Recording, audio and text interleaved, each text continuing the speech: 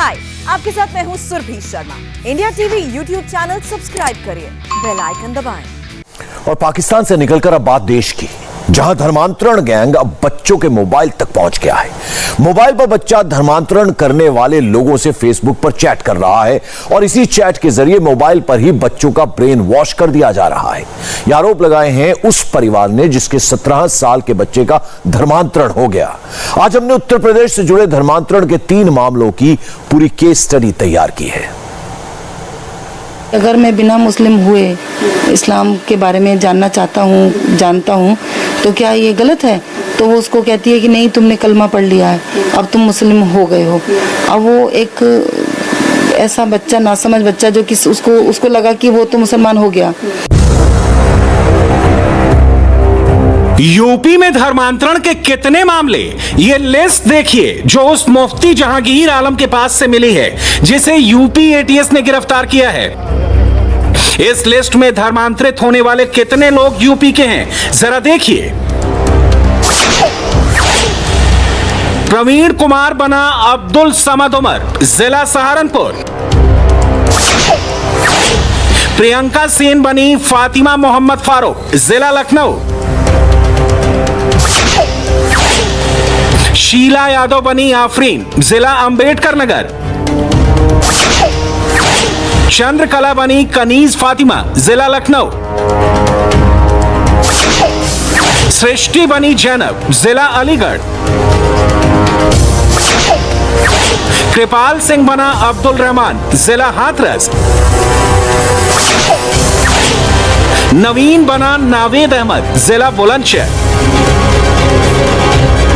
और ये देखिए, इस लिस्ट के आखिरी पेज पर दिल्ली के जामिया के इस्लामिक दावा सेंटर की सील, इस पर नाम भी लिखा है, मुफ्ती काजी जहांगीर आलम।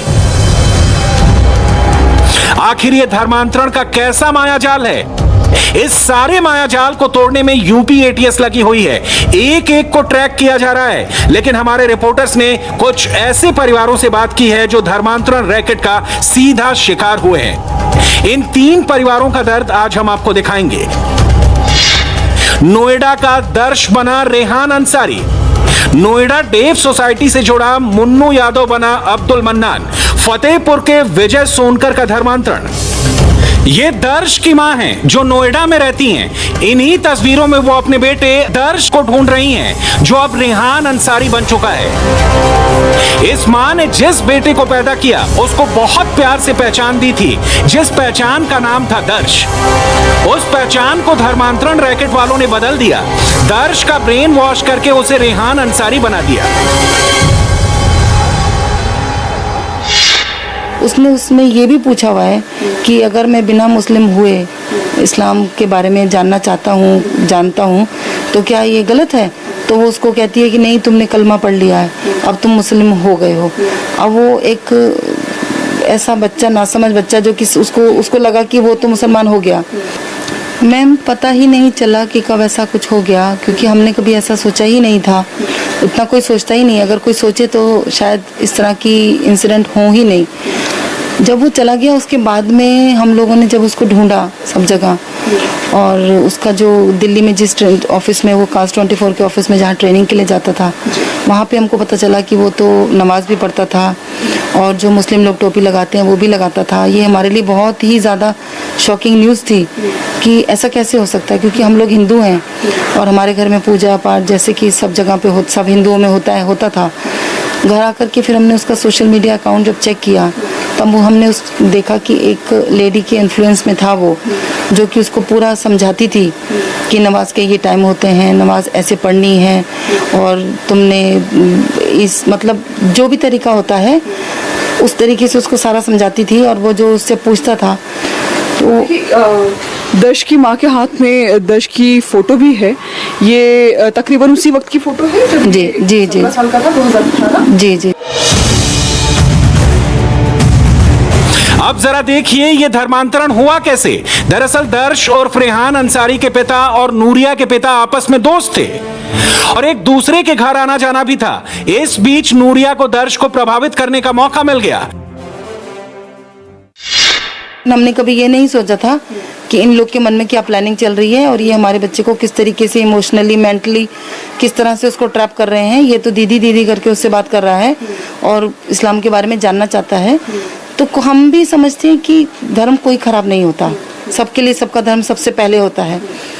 लेकिन इसका ये मतलब नहीं है ना कि आप उस बच्चे को या बच्ची को इस तरीके से इन्फ्लुएंस कर दो कि उसको अपने धर्म में तो कमियां दिखने लगे। साल 2018 मई में दर्श घर से गया था।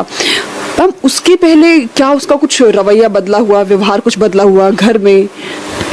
जी, उसका बिल्कुल नेचर चेंज हो गया था। वो पहले तो इतनी ज़्यादा बातें करता था, हर समय इतना शोर मचाता था घर में, पर धीरे धीरे वो बिल्कुल साइलेंट होता चला गया। हमने उससे पूछा कि बेटा क्या बात है, अब आप बिल्कुल बात नहीं करते, क्या हो गया? पहले आप इतना फ़ोन करते थे हमको ऑफिस में। एक बार हमने उसके बैग में इस्लाम से रिलेटेड बुक्स और एक टोपी भी देखी थी जो कि मुस्लिम लोग पहनते हैं। हमने उससे पूछा कि बेटा ये सब किसके सामान है? तो बोला कि मेरे एक दोस्त का है। तो आ ही जाता है बच्चों के पास एक दूसरे का सामान, ऐसी कोई बड़ी बात नहीं है। एक और हमारे जानने वाले हैं, वो भी मुस्लिम हैं। उन्होंने बोला कि उन्होंने उसको मस्जिद में जाते हुए देखा था और शाहीन बाग में जाते हुए देखा था, कई दफ़ा देखा। और जो मुस्लिम लोगों का डे नाइट का कॉन्सर्ट होता है उसमें भी उन्होंने जाते देखा। क्योंकि ये बात सच थी और वो हम लोगों से बोल करके गया था कि मेरे दोस्त की बर्थडे पार्टी है, मैं वहाँ जा रहा हूँ। तो कई दफ़ा बच्चों की बात को भी मानना पड़ता है। ये उसको बता रही है कि ये कोई कुरान की कुछ लाइन होगी कि ये 1 लाख लोगों तक पहुंचाना है तुमने। देखिए इसमें कुरान की कुछ पंक्तियां लिखी हुई हैं और उसमें साफ तौर पर इस चैट में लिखा हुआ है कि आज हमने ये कलमा पूरे 1 लाख लोगों की जुबान पे लाना है, प्लीज इसे रोकना नहीं है। तो इसके बाद जो दर्श का जवाब आता है कि आप ही, मैंने नूरानी कायदा पढ़ना शुरू कर दिया है, बहुत जल्द ही कुरान भी पढ़ने लगूंगा। तब नूरानी की तरफ से, नूरिया की तरफ से जवाब आता है माशा अल्लाह। जी, वो उसको बहुत इनकरेज करती थी इन सब चीज़ों के लिए। आगे वो उसको ये भी बता रहा है कि मैं जमात पे जा रहा हूँ। बिल्कुल, ये तो भी काफ़ी हैरान करने वाली चीज़ है जिसमें दर्श खुद लिख रहा है कि आप ही, मैं जमात पर जा रहा हूँ 40 दिन के लिए इस रमज़ान को। मैम क्या इसके बारे में कोई आपको कभी संकेत मिले, भनक मिली कि घर से वो जाना चाह रहा है? जी, बच्चा जब पहली दफ़ा घर से बाहर जाता है तो पेरेंट्स की चिंता होती ही है कि बच्चा सही जगह पे रहे, क्योंकि पहली दफ़ा होता है ये। तो उसने तब जवाब नहीं दिया। नेक्स्ट डे उसने, जब वो जाने वाला था, हम ऑफिस में थे, तो उसने हमारे कॉन्फ्रेंस, मतलब एक किसी से कॉन्फ्रेंस कराई जो कि बहुत ही ज़्यादा बदतमीजी से बात कर रहा था कि तुम कौन होते हो इसको रोकने वाले, और ये तो जाएगा हमारे साथ और तुम नहीं रोक सकते, ये आगे बढ़ना चाहता है, कुछ बनना चाहते हो, तुम क्यों इसको नहीं बढ़ने देना चाहते हो, तुम्हारा कोई हक नहीं है इसके ऊपर, अब तो ये हमारे साथ जाएगा। और उसके बाद में फिर वो चला गया।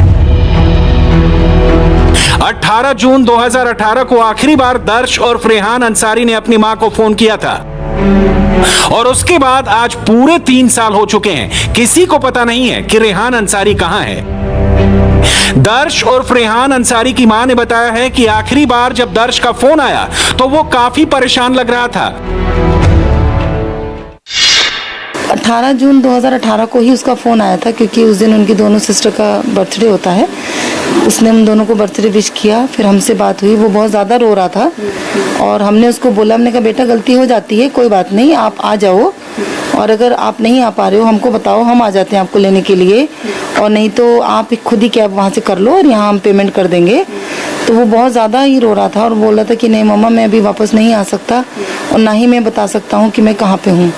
तो उसके रोने से साफ पता चल रहा था कि उसको अपने किए पे बहुत पछतावा था, जो उसने एकदम मतलब बिना सोचे समझे जो कदम उठा लिया था। जो पहले जो फेसबुक अकाउंट था उस पर दर्श सक्सेना, जो उसका एक्चुअल में नेम है, उसी नाम से बना था, लेकिन बाद में उस पर जब उसको चेक किया गया तो वो उस पर नाम आता था रेहान अंसारी। तो कोई नया अकाउंट था या सेम अकाउंट अपडेट हुआ था? सेम अकाउंट था, वो अपडेट हुआ था। अब तो वो अकाउंट डीएक्टिवेटेड हो चुका है। दर्श और फरेहान अंसारी की मां ने देश के सभी बच्चों के मां बाप को सलाह भी दी है कि वो अपने बच्चों का ध्यान रखें और सावधान रहें। कि लोग कहते हैं कि हमने 5 लाख रुपए लेकर के ये सब बातें हम कर रहे हैं, तो क्या वो जानते हैं हमको जो वो ऐसी बातें कर रहे हैं, या उन्होंने हमको देखा है, या उन्होंने हमको पैसे दिए? क्योंकि उनका कोई अपना नहीं गया इसीलिए वो ऐसी बातें कर रहे हैं। तो किसी के दर्द को समझिए, उसको सपोर्ट कीजिए, गलत बातों को रोकिए। ये नहीं हम कहते कि उनको सपोर्ट कीजिए, कम से कम पेरेंट्स को पता होना चाहिए कि उनके बच्चे क्या कर रहे हैं। आजकल हम लोगों की क्या प्रॉब्लम है कि बड़े होते बच्चों पे हम लोग विश्वास करते हैं, जो वो कहते हैं हम उनकी बातों को सबसे पहले रखते हैं, दूसरा जो उनके बारे में बताता है हम उसको नहीं मानते हैं। यही शायद हम लोग बहुत बड़ी गलती करते हैं। ये हमने भी गलती ना की होती, और जिन बातों को हमें पता चला अगर हम उसको समझते या बात करते कुछ आगे और उसमें इंक्वायरी करते तो शायद आज हमारा बच्चा दर्श हमारे पास होता। नोएडा की डीफ एंड डम्प सोसाइटी से जुड़े मुन्नू यादव को भी धर्मांतरण रैकेट ने अब्दुल मन्नान बना दिया। मुन्नू यादव दिव्यांग था और वो गुरुग्राम के बाबतपुर गांव में रहता था। पहले उसकी पढ़ाई गुरुग्राम में हुई और बाद में नोएडा की डीफ एंड डम्प सोसाइटी में ही वो धर्मांतरण रैकेट के संपर्क में आया। मुन्नू यादव और अब्दुल मन्नान की मां ने रो रो कर अपनी आप बीती पूरे देश को सुनाई है। रोने लग गए सारे परिवार से। वो फरीदाबाद से मिला हमें, हम उसको फिर ले आए। उसके बाद वो फिर चले गया गुड़गांव में, मस्जिद में हमने उसको पकड़ा। हाँ जी, वहाँ बैठा था, उनमें बैठा रहता था मुसलमानों में। फिर इसको कहने लगे भाई तुम ठीक है चले जाओ लेकिन शाम को घर आ जाओ। उसके बाद ये आता जाता रहा कई दिन। फिर बोले मम्मी मेरे को जाने दो, मेरा दिमाग फटता है इधर। अच्छा, आप लोगों के साथ रहने में दिमाग फटता है? हाँ, मेरा दिमाग फटता है क्योंकि हम तो उनको वही बात समझाते हैं अपने बारे में, और तुम उनके लिए मतलब बुरा कहते हो तो मेरा दिमाग जो है ना फटता है। मुझे जाने दो और मेरी जिंदगी खराब हो जाएगी। पहले मुन्नू यादव और अब्दुल मन्नान ने अपने माँ बाप के मूर्ति पूजा करने का विरोध किया। माँ के समझाने पर अचानक मुन्नू यादव और अब्दुल मन्नान ने हनुमान जी की पूजा शुरू कर दी। लेकिन 16 नवंबर 2020 को धर्मांतरण का दस्तावेज हासिल करने के बाद वो खुलकर सामने आया। धर्मांतरण के बाद से मुन्नू के पिता राजीव यादव के तनाव की वजह से हार्ट अटैक आ चुका है। मुन्नू यादव की मां के बयान को सुनकर लगता है कि मुन्नू को नौकरी और जमीन का लालच भी दिया गया। कि मैं नौकरी कब करूंगा, मैं पैसे कब जोड़ूंगा, मुझे जमीन भी खरीदनी है। भाई वो तेरे को जमीन दुआ देंगे, तू अपने धर्म में तेरे को जमीन नहीं मिलेगी या पैसा नहीं मिलेगा कि नहीं वहां मेरे को ज्यादा मिलेगा। उसके बाद से जी सर कभी 8 दिन में कभी 10 दिन में, और परसों शाम को आया है वो 19-20 दिन में आया है। और आज सुबह वो कल चले गया था 4 बजे। फिर हमने जैसे तैसे वीडियो कॉल उसको की, वो अपने साथ के दोस्तों में कहीं बातचीत कर रहा था कि बेटा तू एक बार वापिस आ जा, सुबह तेरे पापा छोड़ देंगे तू जहाँ भी जाएगा। बोल पापा जो है ना मैं पापा के साथ नहीं जाऊँ, पापा को मैं अपनी जगह नहीं दिखाऊंगा। हमने कहा जहाँ तुम कहोगे वहीं उतार देंगे। बोले ठीक है। फिर सुबह वो आज 5:30 बजे चला गया। नहीं पता सर, हमको जगह ही नहीं बताता है वो, हमें नहीं पता वो कहाँ गए। मैं नौकरी करता है वो कहीं भी, बोल मैं नौकरी कर रहा हूँ और मेरे दोस्त हैं जो कन्वर्जन में ही हैं और उसके साथ उनके साथ वो कहीं पे रहता है, रेंट पे रहता है सर। तो आप लोगों ने उसका जो धर्म परिवर्तन हुआ उसका नया धर्म आप लोगों को भी मंजूर हुआ या फिर आप लोग? हमको मंजूर नहीं है अपने बेटे का धर्म, बिल्कुल नहीं, क्योंकि मैं अपने बेटे को नहीं छोड़ सकती। हम मंजूर नहीं कर सकते इस धर्म को। अगर हम मंजूर करते तो हम इतनी दौड़ भाग नहीं करते। आज हमको 5वां महीना चल गया दौड़ भाग करते करते। उस दौरान इसके पापा को भी हार्ट अटैक आ चुका। उसकी टेंशन में दिन रात भगे डोल रहे। हमें कहीं से तो मदद मिलो। अब जाके थोड़ी बहुत हमको ऐसा हुआ है कि भाई हाँ हमें कुछ मदद मिलेगी। अब अब्दुल मन्नान भी यूपी एटीएस की हिरासत में है, क्योंकि आरोप यह है कि अब्दुल मन्नान ने भी कानपुर के आदित्य गुप्ता का भी अवैध धर्मांतरण करवाया है। उत्तर प्रदेश के फतेहपुर से भी धर्मांतरण गैंग का सच सामने आया है। फतेहपुर में विजय सोनकर पहले धर्मांतरित हुआ और उसके बाद अपनी पत्नी को धर्मांतरण के लिए प्रताड़ित किया। अब विजय सोनकर की पत्नी ने थाने में शिकायत की है, जिसके बाद विजय सोनकर को गिरफ्तार कर लिया गया है। हमारे आदमी ने मुसलमान बनने की कैसे मालूम पड़ा कि वो मुस्लिम धर्म को कबूल कर गया? जब आज 6 महीना पहले आए थे तो कितने आ गए, आज 1 महीना जब आज तो हो गए, शहर मुसलमान बन गए। मतलब मुस्लिम धर्म के बाद अब कह रहा हिंदू धर्म नहीं आएंगे वापस? नहीं आ रहे हैं। क्या नाम है आपके पति का?